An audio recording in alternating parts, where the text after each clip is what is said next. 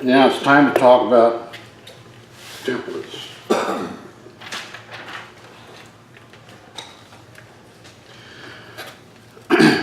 This one has to equal this one.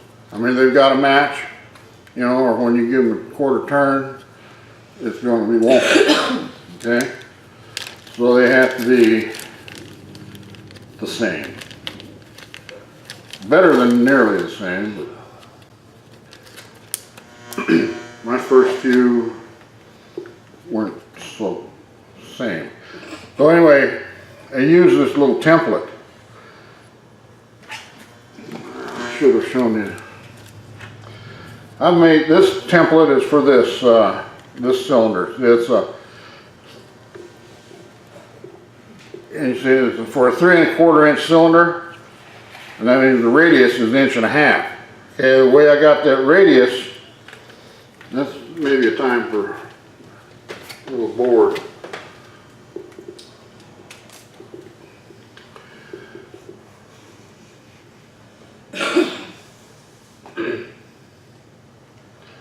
Here's our cylinder. We're looking at the end of the cylinder. And we're going to make a cove here. Okay, 1/8 of an inch from the center. So the cove is 1/8 of an inch smaller than the radius of the cylinder. Clear as mud. And so thin templates are better. You know, I saw one guy on YouTube, he used a Forstner bit to guide it, but thin is better. I started out using this plastic, like from old credit cards, or you know, the credit card, fake credit cards you get in the mail. And I like to, once I get the cove started, kind of check it. You know, that kind of checks my eye, see, you know, how it looks, and then as you go, you know, you kind of develop that flow, so that, you know, watch me make a liar of myself.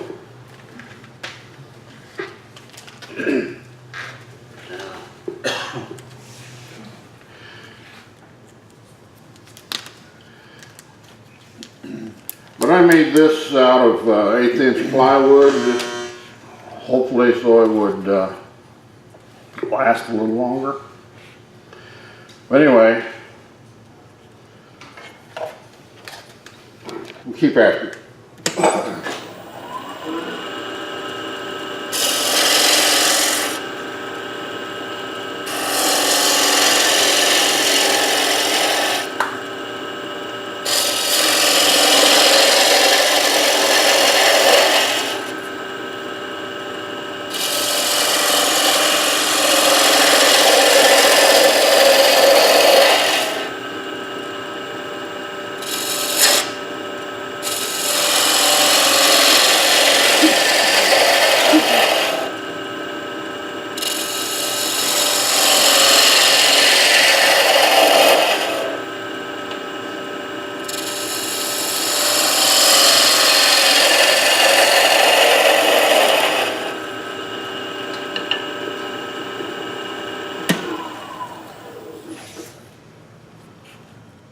You see that? We're not perfect, but we're... And once I get down here, I'm really not going to worry about keeping that. You know, it's got me started. I could go ahead and part that down. And I think I'm going to give myself some more room, because we'll see later.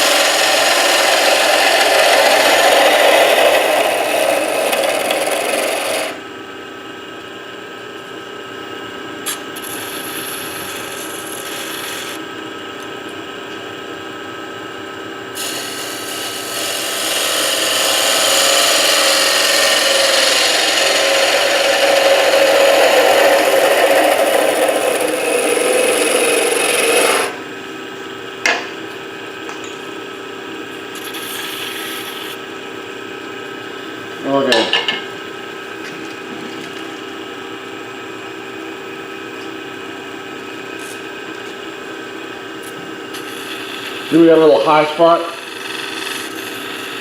Well, I'm just gonna mark it.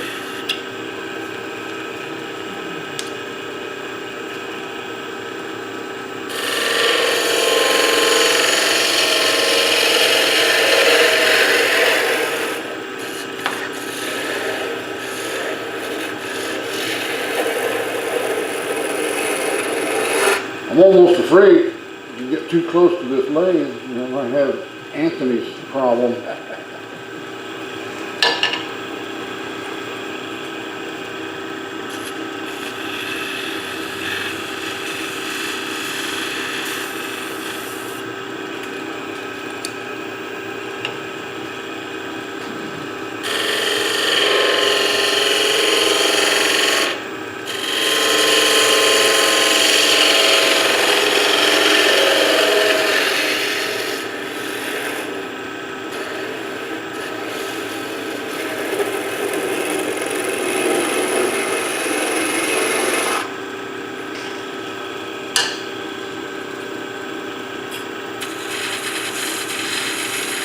I may have almost gone too far there on the end.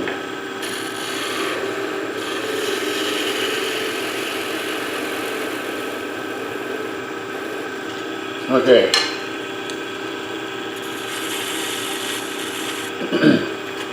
I'm going to stop there. Because actually, the first ones I made, I just totally used this gouge and nothing else. And it was kind of a hassle.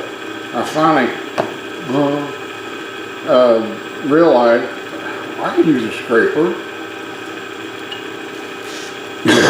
Pardon me. I'm not totally against scrapers. Just most of them.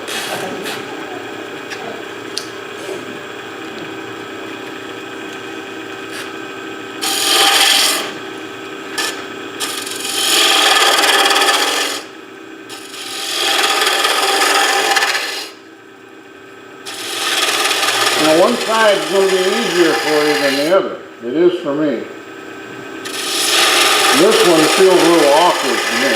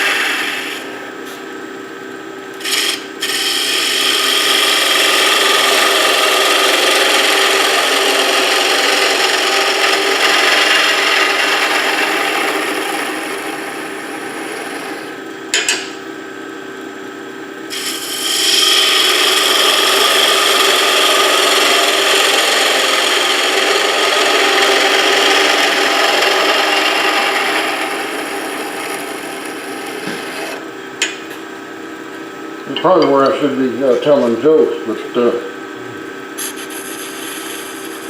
I don't so many good jokes.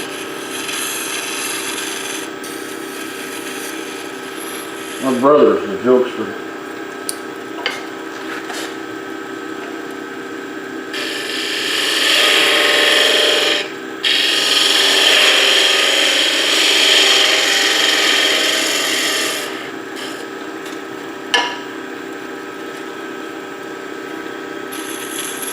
Okay, we true that up.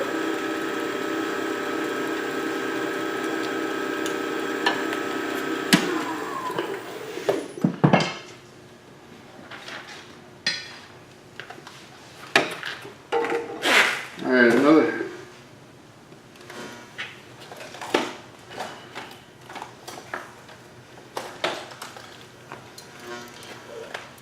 I'll measure here.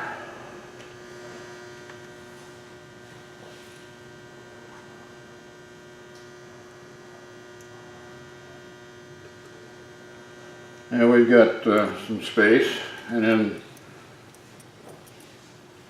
pretty close there.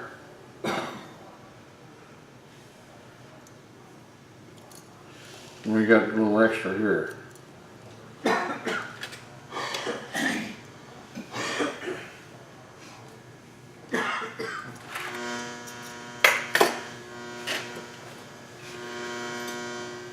Actually, I like these better. Not a quarter inch.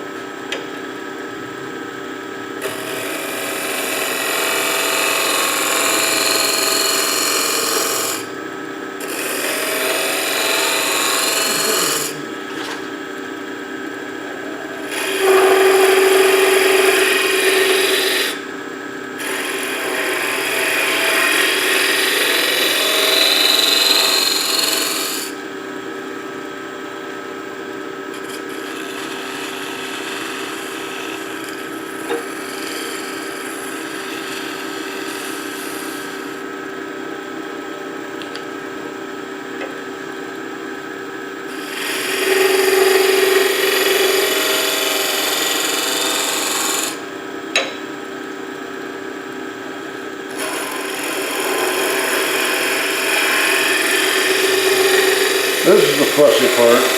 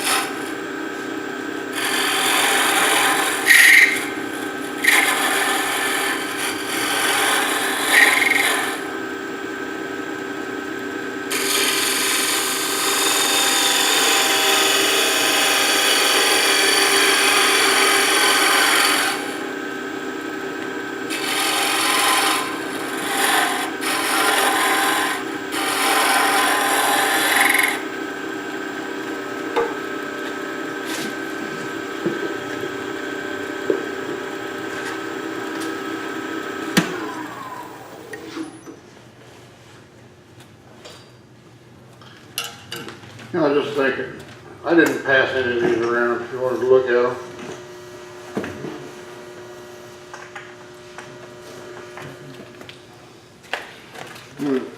pass these around. Thank you.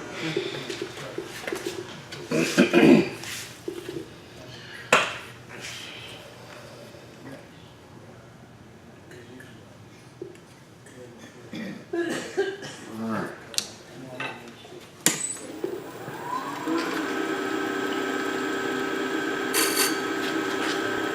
Don't like the way that. I'm using the negative rate scraper upside down. That makes it a positive scraper, right? Negative and a negative is a positive.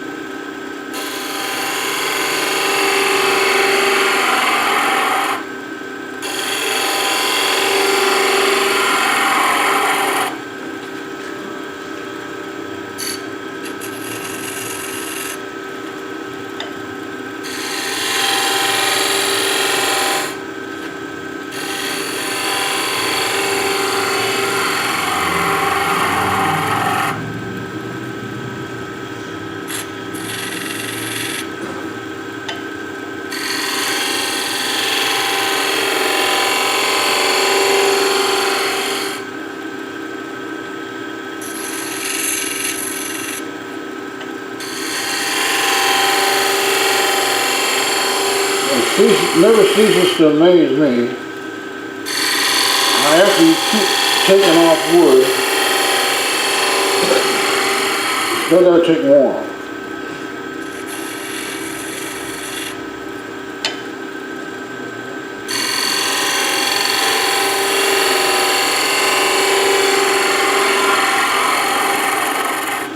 Guess I could do it with sandpaper.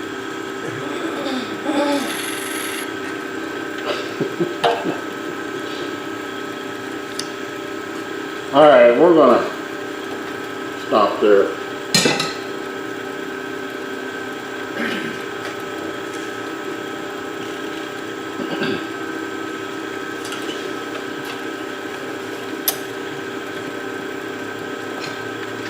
Now we need to round over the bead here.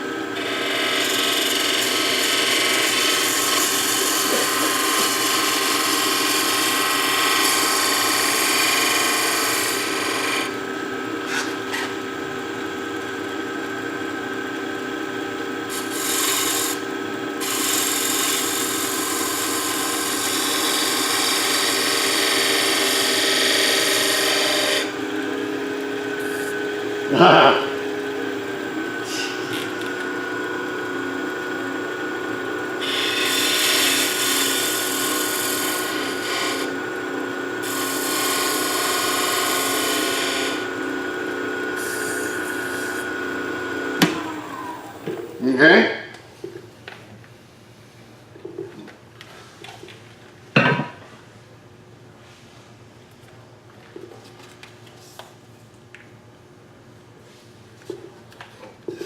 You thought I was kidding, didn't you? Now, actually at this point, you don't need much sanding because there's going to be a lot more sanding later. This is, but it's just,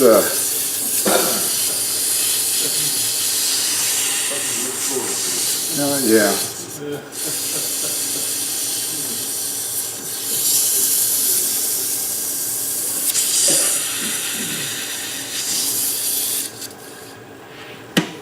All right, that's enough. Now you need to get your Arkansas parting tool.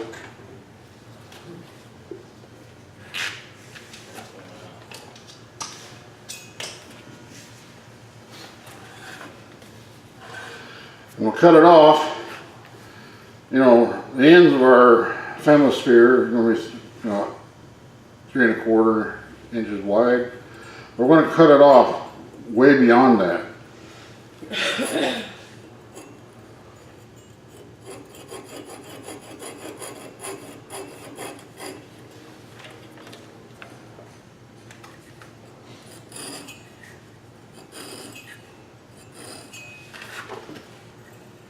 This one looks like it's a little big.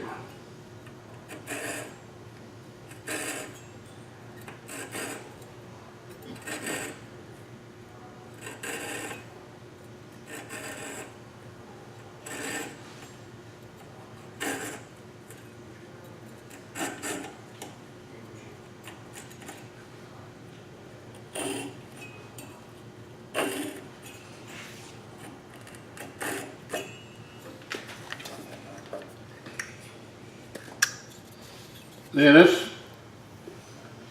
1/2 inch glue holds pretty good. There's no, the wood would fail before that glue. All right, here we are. Now,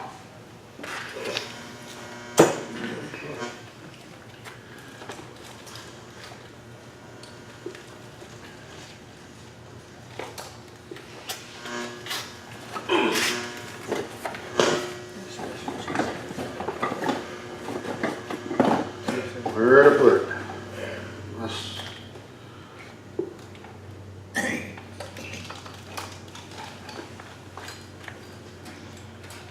There it is. You get your grandpa's putty knife, and we can break it apart. Find the seam. And that's where I say, if you glue, you get too generous with the glue, it can squeeze out and glue this part. But you want to split it.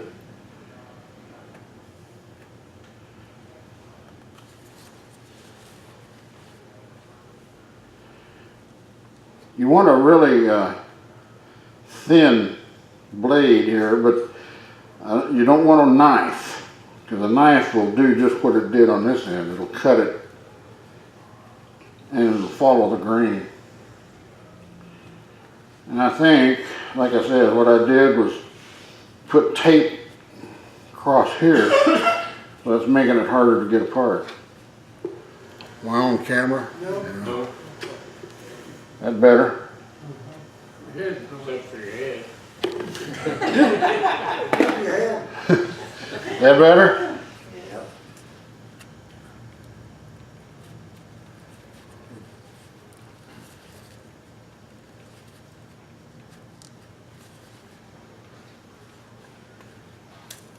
There we are. Oh, one thing too. Before I separate them, what I usually do is make a mark on them, just so I know how they're oriented, so like when I give it a 1/4 turn I can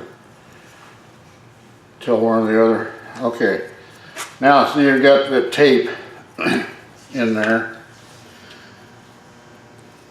What I use is a paint scraper, kind of get that tape loosened up.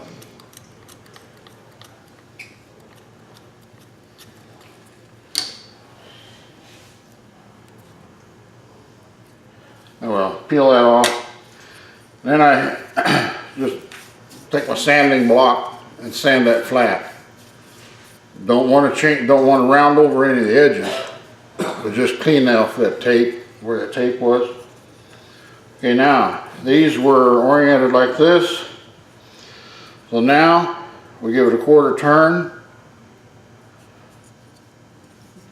Then it's gonna Start sanding. patch up like that. And then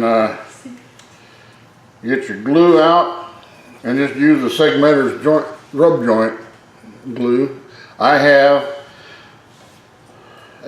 clamping it's kind of a trick, but I used rubber bands. You put a rubber band, twist it, you know, from ear to ear, or just a rub joint, you know, and let it sit and dry. Works fine. And here again, let it sit overnight, good and solid,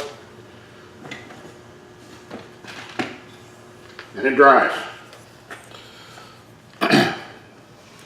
Well, then you've got these ears on it, and then after it's dried, I just carve those off a little bit, you know, because from now on it's sanding. I'm not going to sand the whole thing, but I'm going to show you basically. Kenny's there for you. Huh? Kenny's there for you, so just sand. All right.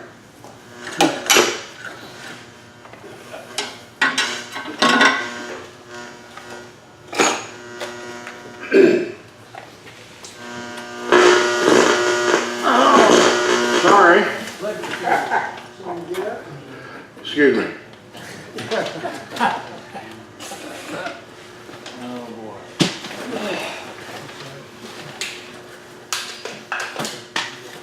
I just use a little drum sander and held it in with the Jacob's chuck. And I want to point out a safety point.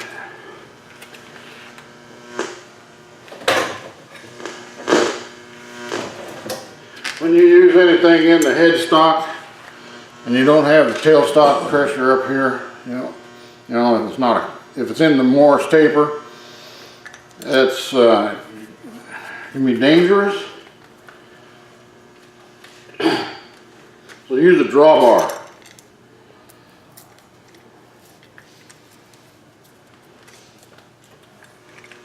It just goes through.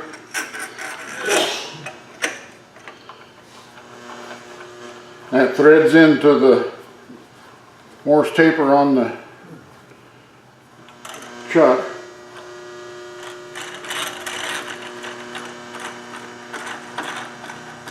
Wow. Then tighten it down. And that's not going to come out.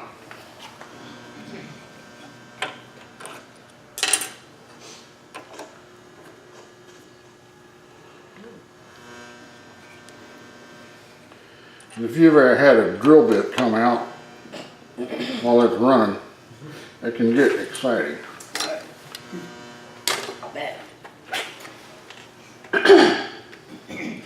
So now,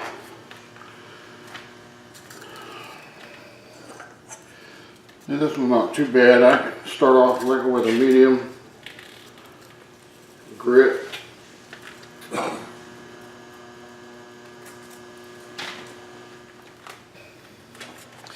With the dust extraction running. Start sucking, Kenny. Inhale, everybody. Yeah, right.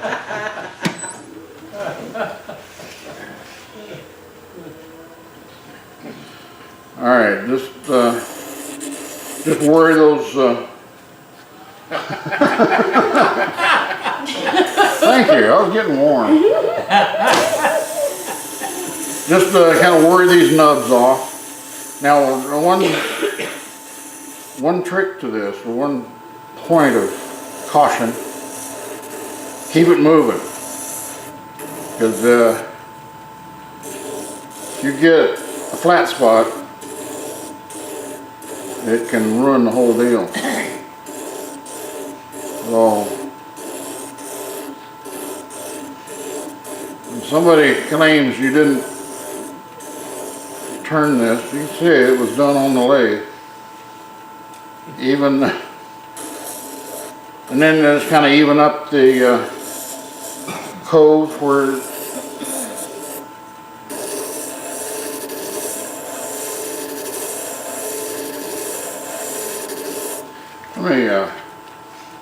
I got another one here. Let me pass this one around.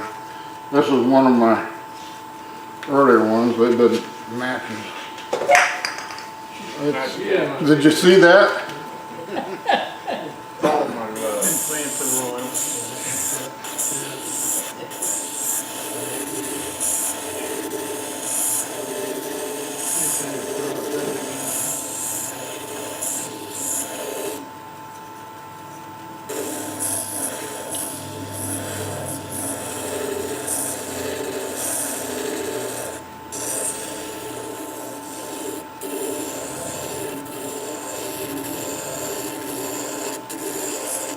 All right.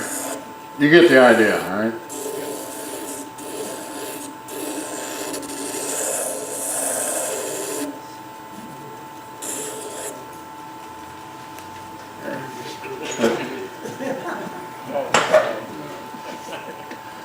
That's, I go through that, that's a medium grit, and then I'll do a finer grit. Then the rest is hand sanding. You know, just sand it down nice and smooth. And then finishing.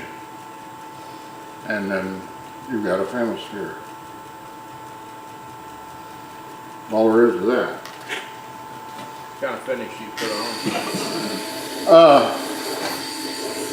Well, the final finish, I've put either lacquer or acrylic, but I've colored them, like this one is stained or dyed, you know, so you can do whatever. And I thought, I did this one.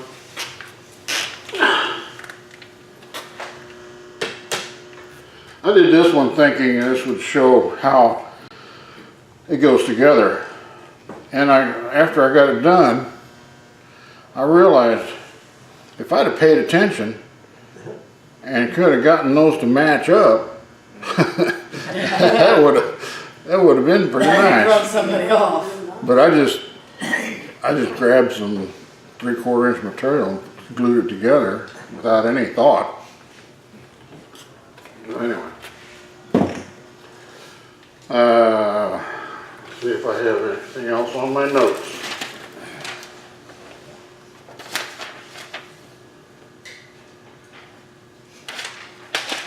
Any questions?